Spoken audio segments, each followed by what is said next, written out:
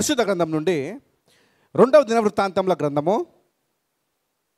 26వ అధ్యాయము 3వ వచనం నుండి చదువుకుందామండి. 2వ దినవృత్తాంతముల గ్రంథము 26వ అధ్యాయం 3వ వచనం. ఉజ్జియా ఏలన ఆరంభించినప్పుడు 16 ఏళ్ల వాడై యెరూషలేములో 52 సంవత్సరములు ఏలెను. అతని తల్లి యెరూషలేము కాపురస్తురాలు, ఆమె పేరు ఏకొల్యా. అతడు తన తండ్రి అయిన అమజ్యా చర్య అంతటి ప్రకారము యెహోవా దృష్టికి యథార్థముగా ప్రవర్తించెను. దేవుని ప్రత్యక్షత విషయమందు తెలివి కలిగిన జకర్యా దినములలో అతడు దేవుని ఆశ్రయించెను. అతడు యెహోవాను ఆశ్రయించినంత కాలము దేవుడు అతన్ని వర్ధిల్ల చేసెను. చాలమ్మ, ఇక్కడ నేను చూసినట్లయితే ఇక్కడ ఒక వ్యక్తి మనకు కనబడుతున్నాడు. అతని పేరు ఏంటంటే ఉజ్జియా. మీరు తెలుసండి, బైబిల్లో దాదాపు 8 మంది ఉజ్జియాలు ఉంటారండి. బట్ అందులో ఈ యొక్క ఉజ్జియా ఒక ఉజ్జియా. అయితే ఈ ఉజ్జియా అతడు 14 చూడండి, అక్కడ ఏంటంటే 16 ఇయర్స్ అప్పుడు యెరూషలేములో ఆయన ఏం చేస్తున్నాడంట, ఏలానికి వచ్చినాడట. చూడండి, ఆయన 16 సంవత్సరాలప్పుడు దేవుని యొక్క సన్నిధిలోనికి రావడం ప్రారంభించిందండి. హల్లెలూయా. మీరు తెలుసా అండి, ఇక్కడ ఈ యొక్క ఉజ్జియా అయితే ఇక్కడ ఒక మాట రాయబడుతుంది. ఈరోజు నాకు వాక్య అంశం ఏమిటంటే, దేవుడిని ఆశ్రయించినప్పుడు దేవుడిని ఎలా హెచ్చిస్తాడు, ఆ రోజు మనం తెలుసుకోబోతున్నాం. అయితే ఇక్కడ ఒక మాట రాయబడింది. ఉజ్జియా ఏలను ఆరంభించినప్పుడు 16 వాడై ఉన్నాడంట. రెండోదిగా అక్కడ 5వ వచనంలో ఒక మాట ఉందండి, దేవుని ప్రత్యక్షత విషయమందు తెలివి కలిగిన జకర్యా దినములలో అతడు దేవుణ్ణి ఆశ్రయించాడు. ఇప్పుడు ఒక మాట చాలా జాగ్రత్తగా గమనించండి. ఇప్పుడు ఉజ్జియా ఏ టైంలో ఉన్నాడు అని అంటే, జకర్యా అనే ఒక ప్రవక్త టైంలో ఉన్నాడట అండి. జకర్యా అనే ఒక ప్రవక్త, మీరు జకర్యా is a mighty prophet of God. దేవుడి యొక్క సన్నిధిలో బహుబలమైన ప్రత్యక్షతలు అనుభవించిన వాడు. అయితే గుర్తుపెట్టుకోండి, కొన్నిసార్లు ప్రాఫిటిక్ డిస్పెన్సేషన్ అని ఒకటి ఉంటుందండి, అంటే ప్రవచన కాలము. ఇప్పుడు చూడండి, ఒకవేళ కనుక ఈ యొక్క స్థలంలో ప్రవక్తలు ఎక్కువగా ఉన్నారనుకోండి, అక్కడ నార్మల్ వ్యక్తులు ఉన్నా సరే ప్రాఫిటిక్ అనేటిగా మూవ్ అవుతూ ఉంటుంది. ఇక్కడ వర్షిపర్స్ ఎక్కువ ఉన్నారు అనుకోండి, అక్కడ వర్షిప్ అనేటిగా మూవ్ అవుతూ ఉంటుంది.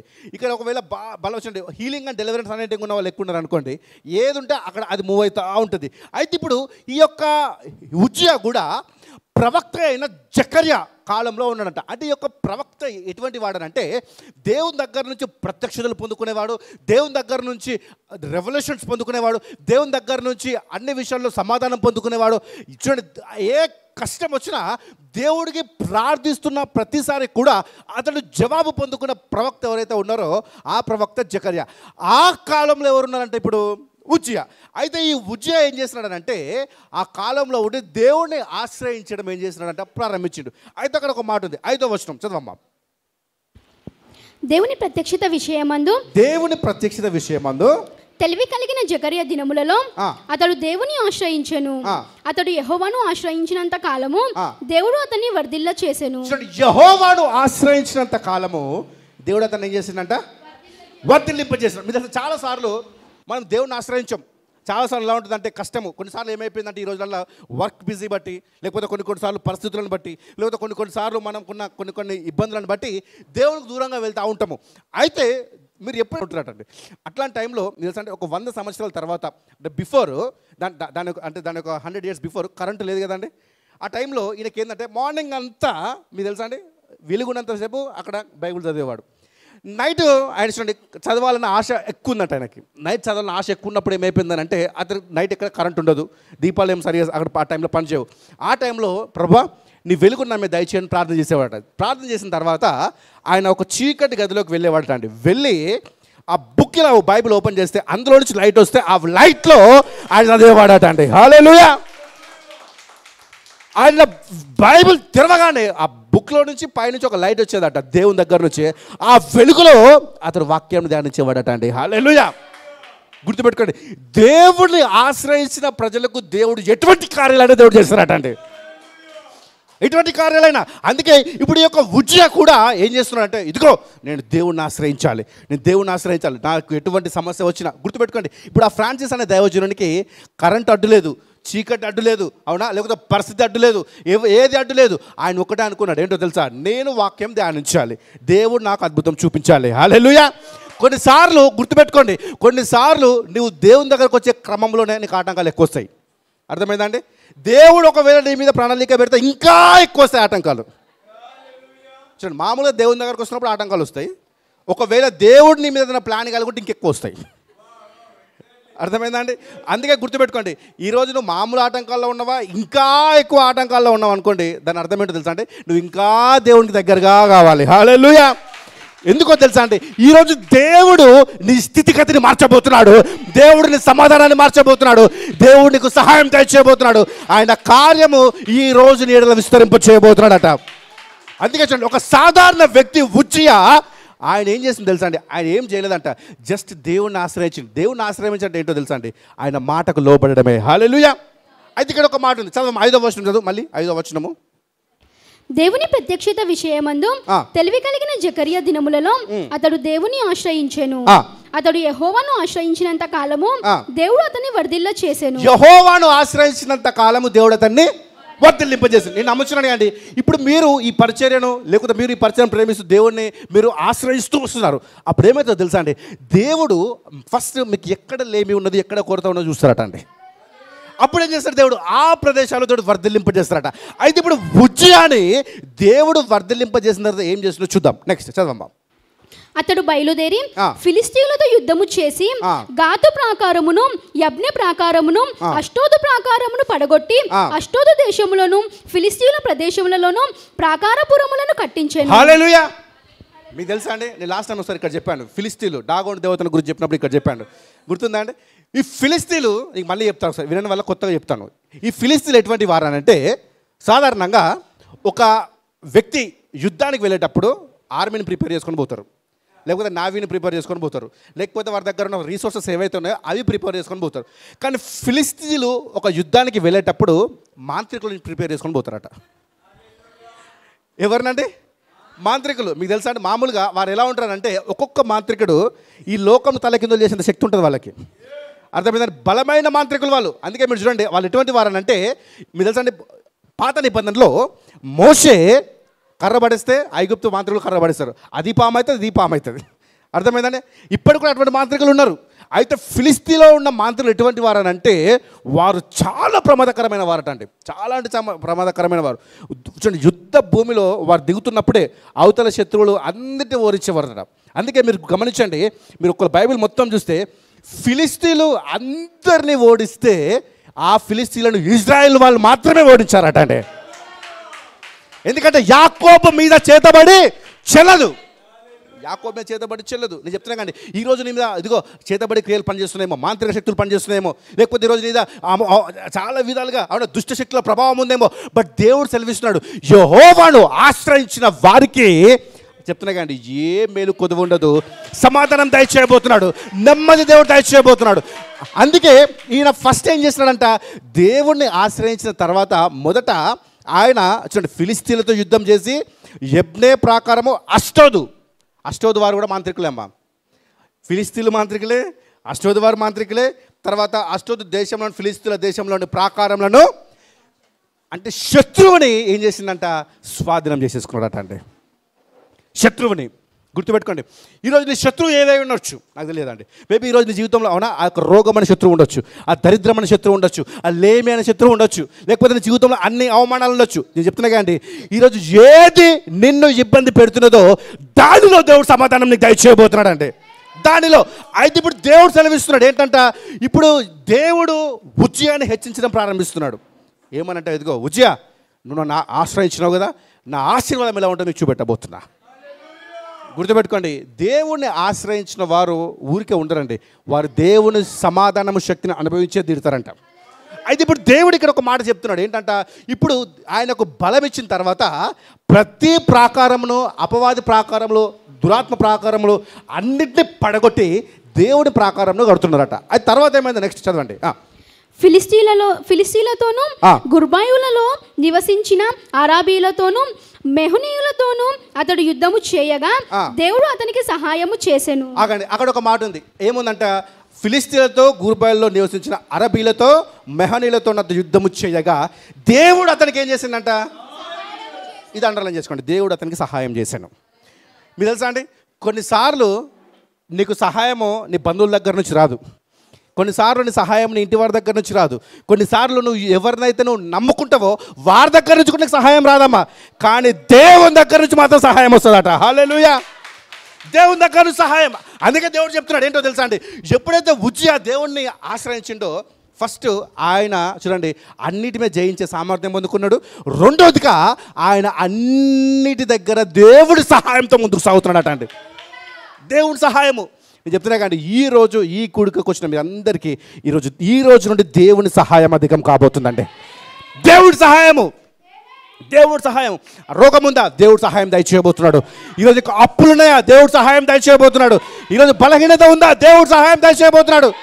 నీ అత్త మారట్లేదా, దేవుడు సహాయం దయచేయబోతున్నాడు. హల్లెలూయా. చాలామంది మొన్న ఒక ఆమె చెప్తుంది, పాస్టర్ గారు మా అత్త చచ్చిపోవాలని ప్రార్థన చేయి పాస్టర్ గారు అంటారు. ఏమో చచ్చిపోవడం లేదు, నేను ప్రార్థన చేస్తాను కానీ చచ్చిపోవాలని నేను ఎప్పుడు ప్రార్థన చేయను, ఇట్లాంటి ప్రార్థన వెళ్ళిపో అని చెప్పాను. హల్లెలూయా. కాకపోతే ఆమెను మారుమని ప్రార్థన చేయాలి. ఆమెను మార్చి ఆమె కూడా సేవకురాలు అయితే ఆమె నీకు మంచి అన్ని అనుకూలంగా మారుతుంది. అంతే తప్ప చచ్చిపోవాలని ప్రార్థన చేయి, బతకాలని ప్రార్థన చేయి, లేదా కాళ్ళు తిరగాలని ప్రార్థన చేయి, చేతులు ఇట్లా చేయొద్దు. హల్లెలూయా.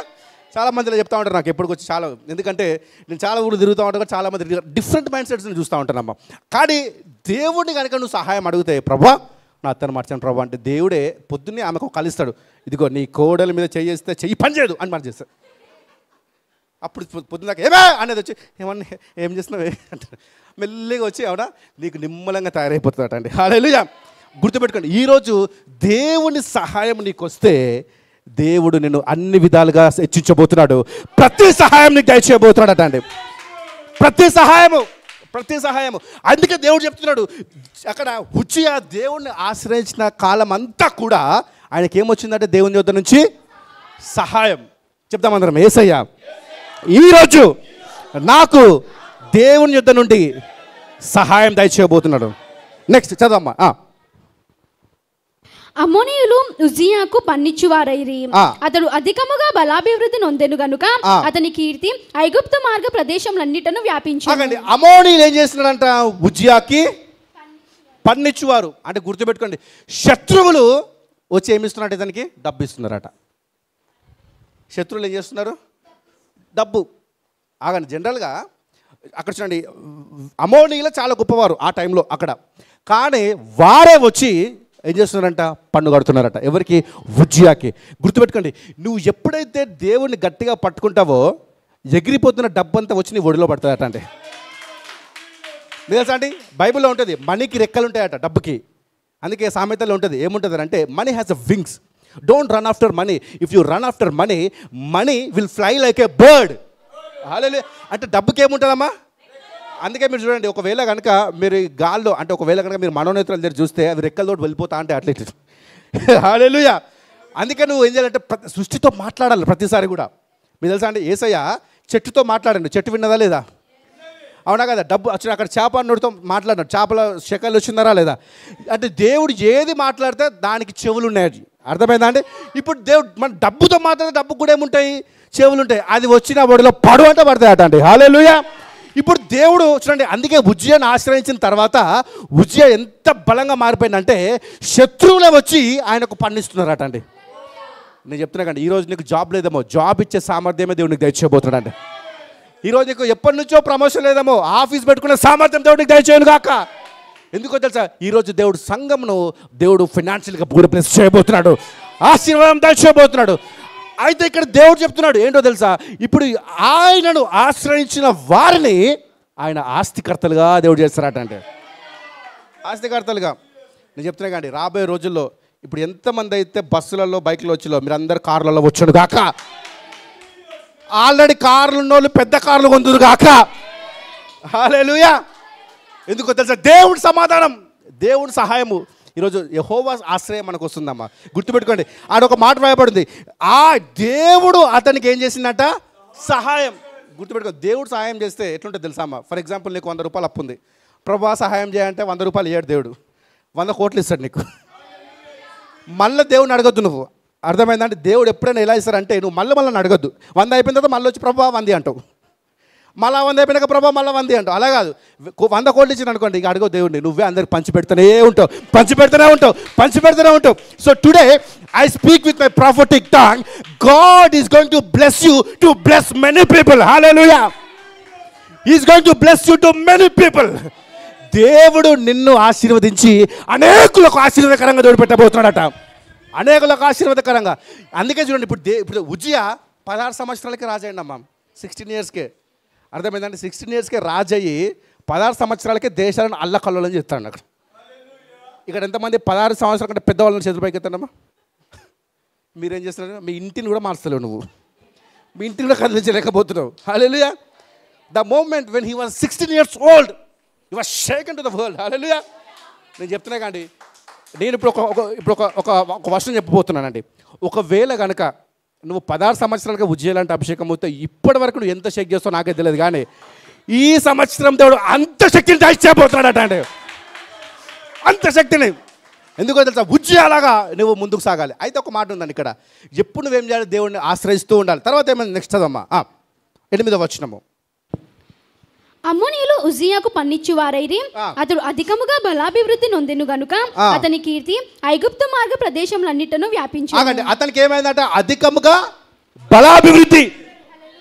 నేను చెప్తున్నా కండి, ఈరోజు అధికంగా బలాభివృద్ధి రాబోతుంది మీకు. నేను చెప్తున్నా కండి, from now you are going to become very dangerous. బలం పెరగబోతుందట. బలం గుర్తుపెట్టుకోండి, బలం ఉన్నంతో, డబ్బు ఉన్నంతో, జ్ఞానం ఉన్నతో పెట్టుకోవద్దు. అర్థమైందా? ఈరోజు దేవుడు నీకు బలమును దయచేయబోతున్నాడు. ఎలా ఉండబోతుంది తెలుసా అండి? ఇప్పుడు నువ్వు అనుకోవచ్చు, ఇప్పటిదాకా ఎందుకు పనికిరాని, ఇదిగో బలహీనుని బ్రదర్. బలహీనుడు కాదు, ఇప్పుడు బలం పెంచబోతున్నాడు దేవుడు. ఇప్పుడు ఉజ్జయాని దేవుడు ఎలా చేస్తున్నాడంట? బలవంతునిగా తయారు చేసి, ఆడొక మాట ఉందండి, ఐగుప్తులో ఉన్న వారందరూ కూడా ఏం చేస్తున్నారంట? ఐగుప్తులో అతని యొక్క కీర్తి ఐగుప్తు మార్గ ప్రదేశంలో అంతటను వ్యాపించింది. చూడండి, దేవుడిని ఆశ్రయించినందుకు ఏ శక్తి ఆయన ఏం చేయలేదు, ఏ మాంత్రిక శక్తులు అతను ఏం చేయలేదు, ఏది కూడా అన్నిటిపైన ఆయన దేవుడు నియమించినాడు. అంత మాత్రమే కాదు, అతనికి అనేకులు వచ్చి డబ్బిచ్చినారు, పండించినారు, బలాభివృద్ధి పొందినాడు, సహాయం వచ్చింది, ఆయన కీర్తి అంతా కూడా వ్యాపించబడ్డదంట. నేను చెప్తున్నా కండి, ఈరోజు నువ్వు మీ అందరి మీద మెమ్షెక్ అనైటింగ్ పని చేయబోతుందండి. తెలుసా మెమ్షెక్ అనైటింగ్ అంటే ఏంటిదో? మెమ్షెక్ anointing is nothing but expansion your boundaries. మెమ్షెక్ అనైటింగ్ అంటే ఏంటంటే అది నిన్ను విస్తరించే అభిషేకం అంట, విస్తరించే అభిషేకం. నేను చెప్తున్నా కండి, దిస్ టుడే ఐ డిక్లేర్ మెమ్షెక్ అనైటింగ్ కమింగ్ అపాన్ ఎవ్రీవన్. ప్రతి ఒక్కరిని విస్తరించబోతున్నదట, ప్రతి ఒక్కరు. ఇప్పుడు ఐగుప్తు దేశం అంతటా కూడా ఏం చేసిందట? ఉజ్జియా యొక్క కీర్తిని వ్యాపించాడు. అంటే చూడండి, ఇంత ఒక నార్మల్ వ్యక్తిని ఇంత పవర్ఫుల్గా ఏం చేసిండు దేవుడు? మార్చేసిండు. ఇదంతా బాగానే ఉంది, ఇది ఇంటర్వెల్. ఇప్పుడు నెక్స్ట్ చెప్తాండి. హల్లెలూయా. అయితే ఇంత బలంగా మార్చబడ్డ తర్వాత నువ్వు ఎలా ఉండాలి? అర్థమైందని చాలామంది డబ్బు వచ్చేదాకా ఒక విధంగా ఉంటారు, డబ్బు వచ్చినాక ఒక విధంగా ఉంటారు. అవునా? నీతో అవసరం ఉన్నంత వరకు ఒక విధంగా ఉంటారు, అవసరం పోయిన తర్వాత ఒక విధంగా ఉంటారు. మనుషులు కూడా ఒక వాక్యం ఉంటుందండి, అంత్య దినం మందు మనుషులందరూ స్వార్థ ప్రియులని ఉంటుంది. అర్థమైందా? చాలామంది ఏమంటారంటే, ఇదిగో నీతో అవకాశం ఉన్నప్పుడు ఒక విధంగా మాట్లాడతారు, నీతో అవసరం తీరిపోతే ఇంకో విధంగా మాట్లాడతారు. అవునా? నీతో అవసరం ఉన్నది అన్న నువ్వే దేవునివి అంటారు, అవసరం అయిపోయిన తర్వాత నీ అంత రాక్షసులు లేరు అంటాడు. హల్లెలూయా. అంటే సింపుల్గా మాట మార్చేస్తారు. అయితే ఇప్పుడు దేవుడు అతను ఆశ్రయించిన తర్వాత అతనికి ఏం జరిగిందో చూద్దాం. అదే 26వ అధ్యాయము ఒకసారి 15 చదువుతాం. 15. మరియు అతడు అంబులనేమి పెద్ద రాళ్ళనేమి ప్రయోగించుటకై ఉపాయశాలలు కల్పించిన యంత్రములను యెరూషలేములో చేయించి దుర్గములలోనూ బురుజులలోనూ ఉంచెను. అతడు స్థిరపడు వరకు అతనికి ఆశ్చర్యకరమైన సహాయము కలిగెను గనుక అతని కీర్తి దూరముగా వ్యాపించెను. అక్కడ ఒక మాట ఉంది, అతడు స్థిరపడు వరకు అతనికి ఏం కలిగిందట? ఆశ్చర్యకరమైన సహాయం. ఎందుకు? ఆయన ఏం చేసేవాడు? దేవుణ్ణి ఎల్లప్పుడూ ఆశ్రయించేవాడు. స్థిరపడు వరకు. నేను చెప్తున్నా కానీ మేబీ నువ్వు అనుకోవచ్చు, బ్రదర్ ఇంకా నా లైఫ్ సెటిల్ అవ్వలేదు బ్రదర్, ఇప్పటిదాకా ఇల్లు కొనుక్కోలేదు, కారు కొనుక్కోలేదు, పెళ్లి కాలేదు, పిల్లలు పుట్టలేదు, లేకపోతే నా లైఫ్ ఇంకా సెటిల్ అవ్వలేదు, నా లైఫ్ సెటిల్ అవ్వలేదు. హల్లెలూయా. కానీ ఇక్కడ ఉజ్జియా దేవుడు ఏం చేసినాడు? లైఫ్ సెటిల్ చేసేసినాడంట. ఏం చేసినాడు? అతనికి కావాల్సిన అన్నీ ఇచ్చేసి, అధికారం ఇచ్చేసి, డబ్బు ఇచ్చేసి, దేవుడి సహాయం ఇచ్చేసి, అన్నీ ఇచ్చి, అక్కడ ఒక మాట ఉంది, అతడు స్థిరపడే వరకు. నేను చెప్తున్నా కానీ ఈరోజు ఇక్కడ వచ్చిన మీ అందరికీ దేవుడు మీ లైఫ్ సెటిల్స్ దేవుడు చేయబోతున్నాడు, అంటే స్థిరపరచబోతున్నారు. నువ్వు ఇంకా స్ట్రగుల్ అవుతున్నావు, నువ్వు అనుకోవచ్చు, బ్రదర్ 40 సంవత్సరాలు వచ్చింది ఇంకా లైఫ్ సెటిల్మెంట్ కాలే, 50 సంవత్సరాలు వస్తున్నాయి ఇంకా లైఫ్ సెటిల్మెంట్ కాలే. నేను చెప్తున్నా కానీ one day is enough to change your entire situation. ఒక రోజు చాలు దేవుడు మారుస్తారట. అయితే ఇప్పుడు అతడు స్థిరపడేంత వరకు దేవుడు అతనికి ఏం చేసిందంట? సహాయము.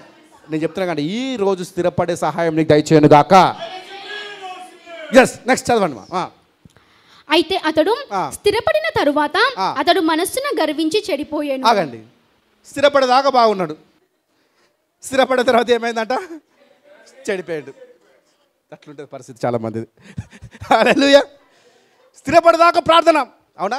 ఏదైనా కష్టం వచ్చిందనుకో యెహోవా నాకు కాపరి అంటారు. కష్టం పోయిన తర్వాత నాకేం కాదు కదా, నాకేం అవసరం లేదంటారు. అర్థమైందండి? అందరు ఎట్లుంటారు మనుషుండి.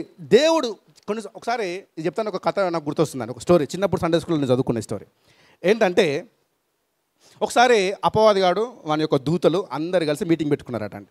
అపవాదిగాడు అంటే లూసిఫర్ గాడు వాని యొక్క దూతలు అందరు మీటింగ్ పెట్టుకొని క్రైస్తవుని ఎలా పడేయాలి, ఇది వాళ్ళ థీమ్. మనం కూడా మీటింగ్ పెట్టుకుంటాం కానీ థీమ్లు.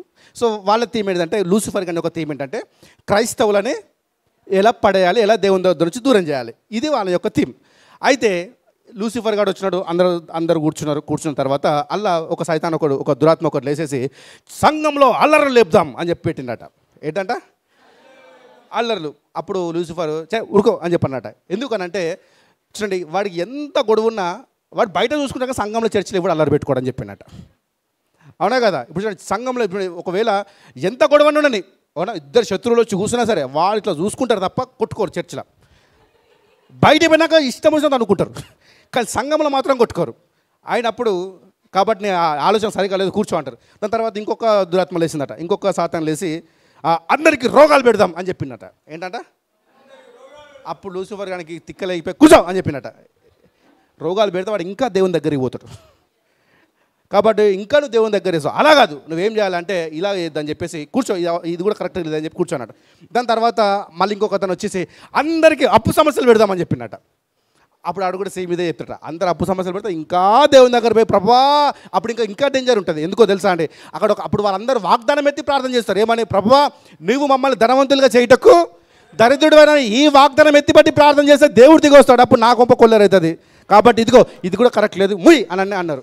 తర్వాత అందరూ ఒక్కొక్కటి చెప్తా ఉన్నారు, అన్నీ చెప్తా ఉంటే కూడా ఏది నచ్చట్లేదండి. నచ్చకపోయేసరికి ఆఖరణ ఒక సాతాను ఒక దురాత్మలు వేసి అంటున్నదట, అయితే ఒక పని చేద్దాం. ఏం పని అంటే, ఫస్ట్ ఉద్యోగాలు లేని వారికి ఉద్యోగాలు ఇవ్వాలి, పెళ్ళిళ్ళు కాని వారికి పెళ్ళిళ్ళు కావాలి, పిల్లలు లేని వారికి పిల్లలు కావాలి, ఇవన్నీ వాళ్ళకి జరిగిస్తే వాళ్ళు దేవుని దగ్గర నుంచి దూరం అవుతారు అని చెప్పినట్ట. అంటే ఈ లూసిఫర్కి అర్థం కాలే. అదేంది, మనమే కష్టాలు పెడదామని అంటే ఇంకా నువ్వు వాళ్ళని బ్లెస్ చేస్తాను, ఇంకా వాళ్ళకి కావాల్సింది ఇస్తాను, ఇట్లా కుదురుతుందని అంటే నేను చెప్తా అని చెప్పి అప్పుడు ఆయన ఎక్స్ప్లెయిన్ చేస్తున్నాడు సాతాను. ఏమనంటే, అప్పటిదాకా ఉద్యోగాలు ప్రభువా ఉద్యోగం అని అయిపోయిన తర్వాత ఉద్యోగం వస్తుంది. ఉద్యోగం వచ్చిన తర్వాత దేవుని దగ్గర రా అంటే రాడు. ఎందుకు? బ్రదర్ బిజీ ఉన్నా, బ్రదర్ ఆఫీస్లో లీవ్ ఇవ్వలేదు నాకు ఈరోజు. అవునా అండి? పొద్దుంతా చూడండి, ప్రార్థన చేసినావా బ్రదర్ అంటే, ఇదిగో మార్నింగ్ నుంచి సాయంత్రం దాకా ఆఫీస్లో గుడ్డు సాకిరి చేస్తున్నాం, ఒళ్ళంతా హూనమైపోయింది, ప్రార్థన చేసే నాకు అవకాశం లేదు. అంతకుముందు రోజు ప్రార్థన చేసేవాడు, కానీ ఇప్పుడు ఏమైపోయింది, ప్రార్థన చేయడానికి అవకాశం లేదు. కాబట్టి ఉద్యోగం మీద దేవుని దూరం అయిపోతున్నాడు. హల్లెలూయా. రెండోది ఏం చేస్తున్నాడు, ఇదిగో డబ్బు లేదని డబ్బు ఇద్దాం. చూడండి, డబ్బు ఉన్నప్పుడు ఏమవుతుంది, గర్వం వస్తుంది. అందరికీ ఏమొస్తుంది? గర్వం. అందుకే మీరు చూడండి, డబ్బు లేనప్పుడు అందరు ఉంటారు, డబ్బు రాగానే అన్నీ మారిపోతాయి. కాబట్టి అప్పుడేమైతే వాడు నాకు డబ్బు బాగుంది కదా, ఇక నాకు దేవునితో సమయం ఏమున్నది, నాకు దేవునితో సంబంధం ఏమున్నది, నాకు చాలు, ఇక నేను సుఖిస్తా అని చెప్పి ఇంకా దూరం అయిపోతారట అండి. హల్లెలూయా. పిల్లలు లేరు అనుకోండి, పిల్లల కోసం ప్రార్థిస్తూ ఉంటారు. పిల్లలు వచ్చిన తర్వాత ఇంకేం అవసరం, ఇక వాడే నాకు అన్నీ ఉన్నాయి కదా, ఇక చాలు. హల్లెలూయా. కాబట్టి అన్నీ ఇచ్చేసి దూరం చేద్దామని చెప్పి అలా స్కెచ్ చేస్తారట అండి. ఇప్పుడు చూడండి, ఇప్పుడు అందుకే ఇక్కడ సేమ్ ఇదే నాకు గుర్తొస్తున్నది. ఏంటంటే ఉజ్జియా కూడా అతడు దేవుడు అన్ని విషయాల్లో స్థిరపరిచి అన్ని సహాయం చేసి అన్నిట్లో గొప్ప కార్యం చేసి అతన్ని ఐగుప్తు దేశంలో కంటే అన్ని దేశాల కంటే గొప్పగా స్థిరపరిస్తే లాస్ట్కి ఏం చేసినట్ట, గర్వించి అతని హృదయం చెడిపోయిందటమ్మా. గుర్తుపెట్టుకోండి, హృదయం చెడిపోయిందంటే నేను పట్టుకోవడం కష్టం. అర్థమైందండి? నీకు కాలు చెడిపోయింది అనుకోండి, రాడ్డేసైనా బాగు చేయొచ్చు. చెయ్యి చెడిపోయింది అనుకోండి, అవసరమైతే ఏదైనా మందించినా బాగు చేయొచ్చు. ఆఖరికి నీ మెదడు పని చేయకపోయినా సరే మెదడు గోల్లేసి బాగు చేయొచ్చు. కానీ హృదయం చెడిపోతే మాత్రం బాగు చేయడం కష్టం. హల్లెలూయా. అందుకే హృదయం చాలా మోసకరమైనది ఉంటుంది. అయితే ఇప్పుడు అతనికి ఏం చేస్తున్నాడు, హృదయం చెడిపోయిన తర్వాత అతడు ఒక పని చేస్తున్నాడు. చదవమ్మా నెక్స్ట్ 26:16 2వ దినవృత్తాంతములో. అయితే అతడు స్థిరపడిన తరువాత అతడు మనస్సున గర్వించి చెడిపోయెను. అతడు ధూపపీఠము మీద ధూపము వేయుటకై యెహోవా మందిరంలో ప్రవేశించి తన దేవుడైన యెహోవా మీద ద్రోహము చేయగా యాజకుడైన అజర్యాయు అతనితో కూడా ధైర్యవంతులైన యెహోవా యాజకులు 80 మంది అతని వెంబడి లోపలికి పోయిరి. ఆగండి, ఇప్పుడు ఈ ఉజ్జియా ఏం చేస్తున్నాడట, బాగా గర్వించి అన్ని సంపాదించుకొని బాగా వ్యాప్తి మొత్తం పోయిన తర్వాత ఇప్పుడు ఆయన ఏమంటున్నాడు, ఇదిగో నేను ఇప్పుడు అందరికంటే గొప్ప, అవునా, ఈ లోకంలో మన అందరికంటే గొప్ప నా అంత గొప్ప లేడు అని చెప్పేసి యాజకులు వేయవలసిన ధూపాన్ని ఎవరు వేస్తున్నారట? ఉజ్జియా. ఒక సామెత ఉంటుందండి, కుక్క వేసే పని కుక్క చేయాలి, గాడిద వేసే పని గాడిద చేయాలి. అర్థమైందా అమ్మా? అవునా? ఇప్పుడు కుక్క చేసే పని గాడిద చేస్తే ఏమవుతుంది? సరిపోదు. అర్థమవుతుందా? ఇప్పుడు యాజకులు చేయాల్సిన పని ఎవరు చేయాలి? యాజకులే చేయాలి. అర్థమైందా? విశ్వాసులు చేసిన పని ఏం చేయాలి? విశ్వాసులే చేయాలి. పాస్టర్ చేసే పని ఏం చేయాలి? పాస్టరే చేయాలి. అర్థమైందండి? మీరేం చేయాలి? సంఘానికి రావాలి. హల్లెలూయా. అయితే ఇప్పుడు ఏం జరుగుతుంది? అందుకే చూడండి, చాలామంది మేము చెప్తాం, ఇదిగో అరే అందరు రండి వాక్యం చెప్పండి. బ్రదర్ మాకు వాక్యం మొత్తం తెలుసు, నీకంటే ఎక్కువ తెలుసు. యెహోవా నా కాపరి, నాకు ఇందులో కీర్తన 23:1. అవునండి? మా కొంతమంది చూడండి విశ్వాసులు ఎలా ఉంటారు అంటే మాకే వాక్యం చెప్తారు. నేను అనుకుంటా నీకు చెప్పేది అంటే ఆ గోడ చెప్పుకుంటా యుద్ధం రా అని చెప్పంటాడు. ఎందుకంటే అసలు విమర్శ దినమందు మీరు చెప్పిన మట్టి కూడా వచ్చి సాక్ష్యం చెప్తుంది అట అండి. హల్లెలూయా, హల్లెలూయా. అందుకే మీరు తెలుసా అండి, కొన్నిసార్లు గుర్తుపెట్టుకోండి, నిజంగా దేవుని ఆత్మ కలిగిన సేవకుడు ఖాళీ చేరుకు కూడా వాక్యం చెప్పిపోతారండి. ఖాళీ చీరలున్నా తెలుసా, కొన్నిసార్లు మేము ఖాళీ చీరలు ఉంటే బాధపడము. ఎందుకో తెలుసా? ఆ ఖాళీ చీరలలో మనోనేత్రాలు తెరిచి చూస్తే దూతలు కూర్చుంటాయట అక్కడ, ఏంజల్స్. ఎందుకో తెలుసా అండి, వాక్యంలో ఒక మాట ఉంటుంది, దేవుడు సంఘము ద్వారా దూతలకు మర్మములు బోధిస్తారట అండి. మీరు తెలుసా అండి, ప్రతి ఆదివారం ఒకటి జరుగుతుంది, మీకు చెప్తాను. ప్రతి ఆదివారము పరలోకంలో దూతలన్నీ కూడా సంఘం వైపు చూస్తూ ఉంటాయట. ఎందుకో తెలుసా అండి, దేవుడు పరిశుద్ధాత్మ శక్తిని ఆదరణకర్తను దూతల్లో పెట్టలేదు, ప్రవక్తల్లో పెట్టాడు. అందుకే ప్రవక్తలు మాట్లాడుతున్నప్పుడు మనుషులు వినకపోయినా దూతలు వింటాయట అండి. హల్లెలూయా, హల్లెలూయా. దూతలు. అందుకే గుర్తుపెట్టుకోండి, అటువంటి దూతలే వచ్చి వాక్యం విననీకి ఇక్కడ కూర్చుంటే నువ్వెంత ఇంకా తొందర రావాలమ్మా. హల్లెలూయా. అర్థమైందా? అందుకే ఇప్పుడు చూడండి, ఇప్పుడు ఈయన కూడా ఏం చేస్తున్నాడు, ఇక్కడ యాజకులు వేయవలసిన ధూపాన్ని ఏం చేస్తున్నాడంట, ఆయనే తీసుకొని వెళ్ళిపోతున్నాడు. అయితే వెళ్ళిపోయిన తర్వాత ఇక్కడ ఒక మాట ఉందండి, ఏముందంటే అతడు స్థిరపడిన తర్వాత అతడు మనస్సును గర్వించి చెడిపోయాను. అతడు ధూపపీఠము మీద ధూపం వేయుటకై యెహోవా మందిరంలో ప్రవేశించి తన దేవుడైన యెహోవా మీద ఏం చేసిందంట, ద్రోహం. అర్థమైందా అండి? ద్రోహం. గుర్తుపెట్టుకోండి, అంటే ఆర్డర్ ఆఫ్ వర్షిప్లో కొంచెము ఆ టైంలో వర్షిప్ ఆర్డర్ తప్పితే ద్రోహమే అవుతుందంట. హల్లెలూయా. అందుకే there is a protocol in spirituality, there is a protocol in church. అందుకే అది నువ్వు ఖచ్చితంగా నువ్వు పాటించాలి.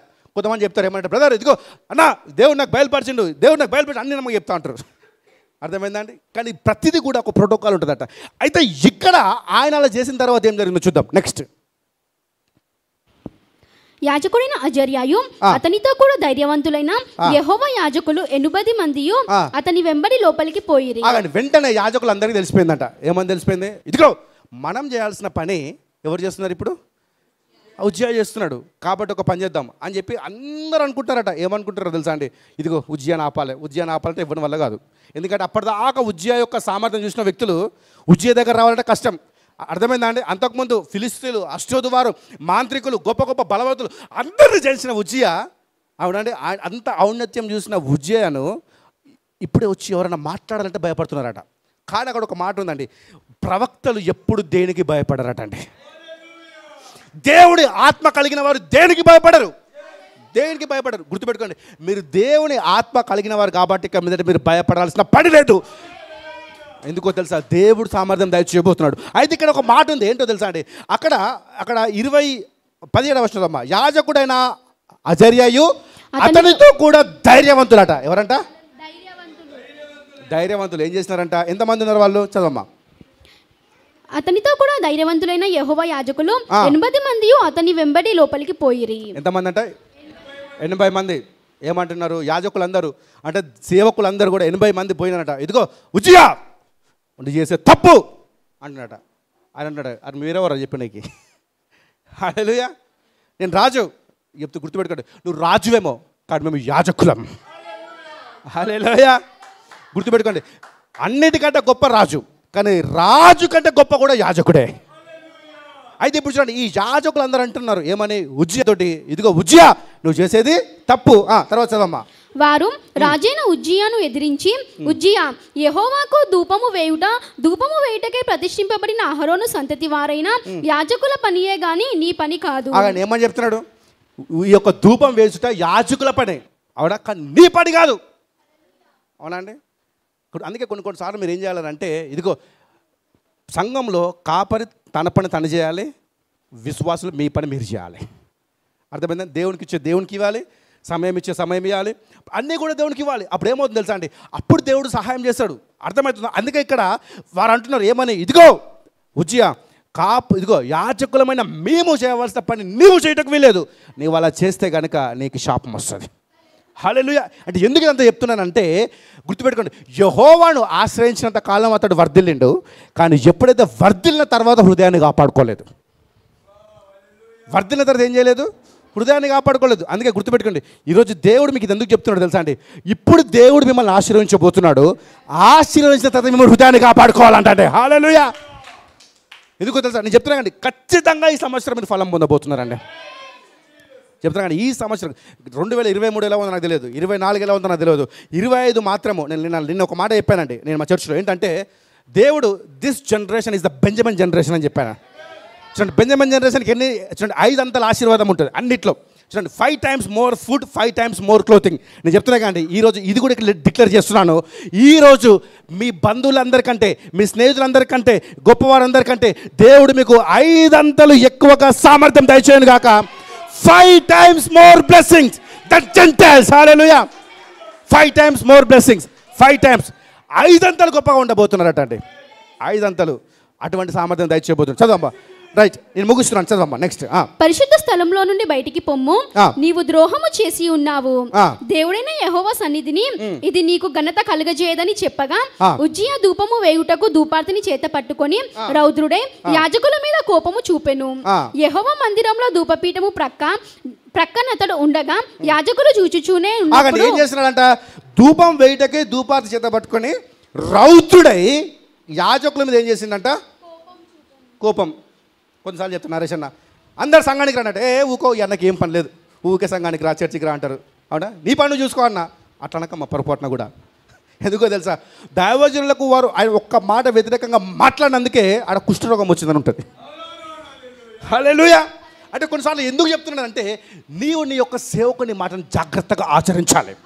అయితే ఇక్కడ ఒక మాట ఉంది. ఇప్పుడు ఒకవేళ ఆయనకు ఆ రోజు ఖాళీ దొరికిందేమో, అవునా, ఖాళీ దొరికినప్పుడు దేవుని ప్రార్థించుకోవాలి, లేదంటే గుర్రాలు ఎక్కి ఆగా చేయాలి, ఒక పిక్నిక్ పోవాలి. కానీ అందరూ చేసే పని నేను చేస్తాను, యాజకులు చేసే పని ఏం చేస్తున్నాడంట, ధూపం పట్టుకొని పోయి అక్కడ కూర్చున్నాడు. వెంటనే దేవునికి మండదా? హల్లెలూయా. పొరపాటున ధూపార్తి దగ్గర రాకుండా ఆయన పిక్నిక్ పోయింది అనుకోండి, బతకపోవా. పొరపాటున అక్కడ రాకుండా ఆయన ఆ రోజంతా ఆరాధన చేసుకుంటే దేవుడిని కొలిచాడు అనుకోండి, ఎలా ఉంటుంది, ఇంకా దేవుడు అతన్ని ఆశీర్వదిస్తూ ఉంటాడు అటండి. బట్ అది చేయకుండా ప్రోటోకాల్ మిస్ అయిపోయినట్టు. అందుకే దేవుడు చెప్తున్నాడు ఏంటో తెలుసా అండి, నీ హృదయం నువ్వు కాపాడుకోవాలా. నేను చెప్తున్నా కానీ అందుకే ఇటువంటి మీటింగ్లు ఎందుకో పెడుతుంది తెలుసా అండి. ఎప్పుడైనా చూడండి, ఈరోజు అందరు ఊర్లలో పోయిళ్ళు, అందరు ఇష్టం వచ్చినట్టుగా ఎంజాయ్ చేస్తున్నారు. కానీ మనం ఇక్కడ ఎందుకున్నామో తెలుసా అండి, మనము దేవుణ్ణి ఆశ్రయించి మనల్ని మనం సరి చేసుకొని మనం అన్నిట్లో స్థిరపడేటట్టుగా దేవుడు సహాయం చేయబోతున్నాడట, స్థిరపరచబోతున్నాడు. చెప్తున్నా కానీ ఇంత త్యాగంతో ఇక్కడ నువ్వు వచ్చావంటే ఈరోజు నువ్వు స్థిరపడే వెళ్ళబోతున్నావు అండి, స్థిరపడే వెళ్ళబోతున్నావు. ఒక వచనం చెప్పి ముగిస్తాను. దేవుడు స్థిరపరిస్తే ఎలా ఉంటుందని అంటే, మీకు ఇప్పుడు అందరూ ఏం ఫోన్లు వాడుతున్నారమ్మా? ఎంతమంది దగ్గర ఐఫోన్స్ ఉన్నాయి చేతులు ఎత్తండి. ఓకే, ఎంతమంది దగ్గర యాపిల్ ఫోన్స్ ఉన్నాయి, మామూలు శాంసంగ్ ఫోన్స్ ఉన్నాయి చేతులు ఎత్తండి. నార్మల్ ఫోన్ ఉన్నాయి, నాకు ఫోన్ ఉన్నారు చేతులు పైకి ఎత్తండి. అందరి దగ్గర ఫోన్స్ ఉన్నాయి. Okay, right. ఒక 15 years బ్యాక్ నోకియా ఫోన్ ఒక ఫోన్ ఉండే, అందరికి తెలుసా? Nokia phone. First Motorola phone వచ్చింది, తర్వాత నోకియా ఫోన్ వచ్చింది, దాని తర్వాత సోనీ ఎరిక్సన్ ఇవన్నీ వచ్చేసినాయండి.